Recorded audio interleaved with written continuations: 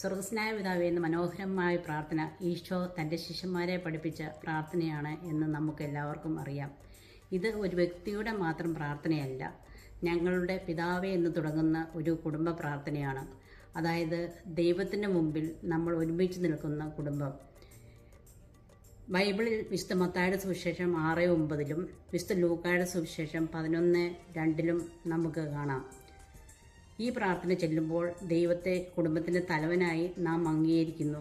നമ്മുടെ വീട്ടിൽ ദൈവത്തിൻ്റെ ഇഷ്ടം നടപ്പാകട്ടെ എന്ന് നമ്മൾ അപേക്ഷിക്കുന്നു. ഇതുവഴി ഓരോ ദിവസത്തെ ആവശ്യങ്ങൾ സാധിച്ചു തരുന്നത് ദൈവമാണെന്നും പരസ്പരം ക്ഷമിക്കാനും സഹിക്കാനും കൃപ തരുന്നത് അവിടെ നിന്നാണെന്നും നമ്മൾ ഏറ്റുപറയുന്നു. പ്രലോഭനങ്ങളിലും പ്രശ്നങ്ങളിലും ദൈവത്തിൻ്റെ സംരക്ഷണം നമ്മൾ തേടുന്നു. സെന്റ് അഗസ്റ്റിൻ പറയുന്നത് ബൈബിളിലെ മുഴുവൻ പ്രാർത്ഥനയും സ്വർഗസ്നായ പിതാവിൽ ഉൾക്കൊണ്ടിരിക്കുന്നു. സെന്റ് തോമസ് അക്വിനാസ് ഇത് ഏറ്റവും മഹത്വപൂർണമായ പ്രാർത്ഥനയാണ്. കാരണം നമ്മൾ ദൈവത്തിൻ്റെ മഹത്വവും ഇഷ്ടവും ആദ്യം ചോദിക്കുന്നു, പിന്നെ നമ്മുടെ ആവശ്യങ്ങൾ അറിയിക്കുന്നു. ഈ പ്രാർത്ഥന നമ്മൾ വെറുതെ ചൊല്ലാനുള്ളൊരു പ്രാർത്ഥനയായി കണക്കാക്കാതെ ഇത് നമ്മുടെ ജീവിതം പരിശോധിക്കാനുള്ള ഒരു കണ്ണാടിയാണ്.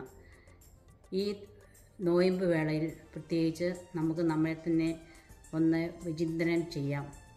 നമ്മുടെ കുടുംബത്തിൽ ദൈവത്തെ നമ്മുടെ അപ്പനായി നമ്മൾ കരുതുന്നുണ്ടോ?